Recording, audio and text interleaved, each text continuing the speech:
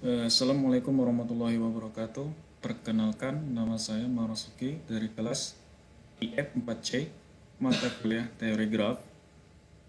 Pada kali ini saya akan membahas tentang derajat titik di dalam graf. Oke, definisi derajat titik.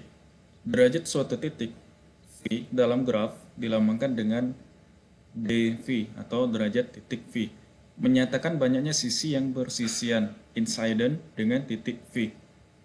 Beberapa hal yang perlu diperhatikan terkait dengan derajat adalah sebagai berikut. Yang pertama, untuk loop derajat titik ujungnya adalah 2, sedangkan titik terisolasi adalah 0. Diulangi, untuk loop derajat titik ujungnya adalah 2, sedangkan titik terisolasi adalah 0. Yang kedua, barisan derajat dari suatu graf terdiri dari derajat titik-titik pada graf yang disusun dalam urutan menaik dengan pengulangan yang diperlukan.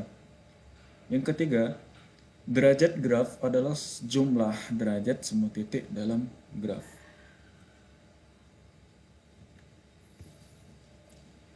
Misalkan G itu dilambangkan untuk sebuah graf dan V adalah sebuah titik di graf. Derajat titik V dilambangkan dengan DGV atau derajat titik V, atau juga bisa disimbolkan dengan D kurung V. Adalah banyak sisi G yang terkait dengan titik V. Gelong terhitung 2 kali.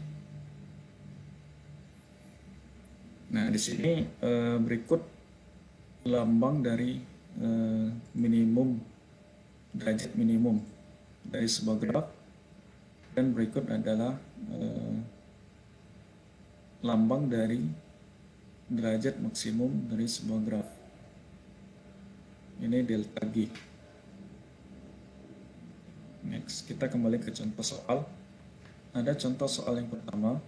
Di sini adalah sebuah graf yang memiliki 5 titik V1, V2, V3, V4, dan V5 yang berbaris secara sejajar. Pada G1, derajat dari titik V1 itu sama dengan 1, karena V1 itu mempunyai satu sisi yang berkaitan dengan derajat V1 dan derajat maksudnya dari V1 dan V2. Dan selanjutnya itu di derajat V2 itu mempunyai 2 sisi, ya, 2 derajat. Derajat V2 itu sama dengan 2 karena di derajat titik V2 itu mempunyai 2 sisi yang berkaitan dengan V1 dan V3. Begitu terus selanjutnya sehingga sampai di derajat V5 yang mempunyai satu sisi. Kita tuliskan di sini derajat dari titik V5 sama dengan 1 karena dia mempunyai satu sisi yang berkaitan dengan V4.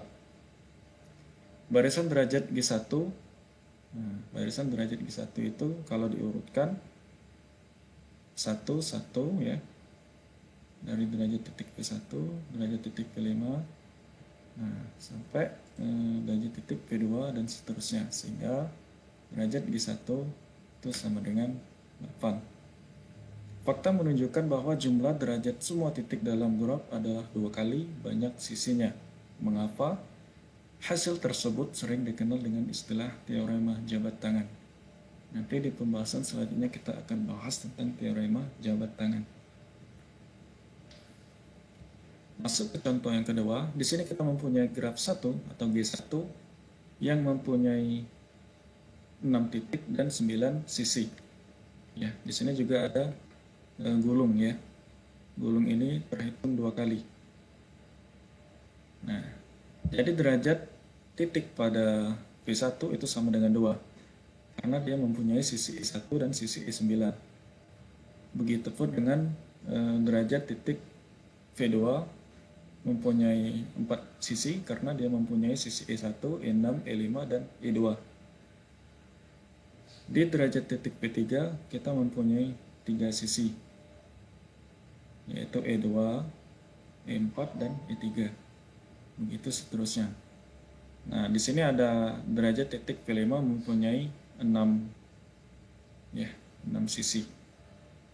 Kenapa bisa disebut 6 sisi? Karena di sini mempunyai gulung. Jadi gulung ini terhitung 2 kali.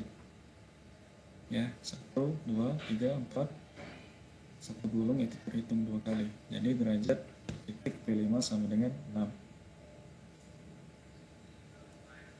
Nah, yang terakhir ada derajat titik V6 itu sama dengan 3 ya, karena dia mempunyai 3 sisi yang bersinggungan dengan titik lain, E9, E6, dan E8. Nah, dalam menghitung jumlah derajat semua titik di sebuah graf, setiap sisi graf dihitung tepat 2 kali, sehingga jumlah derajat semua titik graf selalu sama dengan 2 kali banyaknya sisi graf tersebut. Nah, di sini ada sigma derajat dari titik P itu sama dengan 20 ya. 6 ditambah 3 9 10 11 12 13 14 15 16 ditambah 4 sama dengan 20. Next. Nah, di sini kita masuk ke pembahasan teorema jabat tangan. Sigma atau jumlah derajat dari titik P itu sama dengan 2 kali sisi dari graf tersebut. Mengapa demikian? Nah, di sini kita jelaskan sedikit tentang teorema jabat tangan. Nah, kita contohkan di sini ada derajat titik V3, derajat titik V5, dan sisi E4. Nah, jadi sisi E4 ini bersinggungan langsung dengan derajat titik V3 dan derajat titik V5, sehingga akan terhitung sebanyak 2 kali ya, karena E4 ini masuk ke dalam titik derajat titik V3 dan derajat titik V5 akan terhitung 2 kali. Itulah yang disebut dengan teorema jabat tangan ya.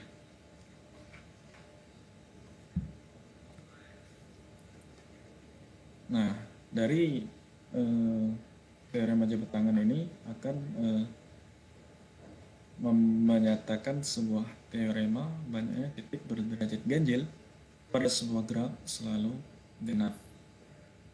Sekian pembahasan dari saya, semoga bermanfaat. Saya akhiri. Assalamualaikum warahmatullahi wabarakatuh.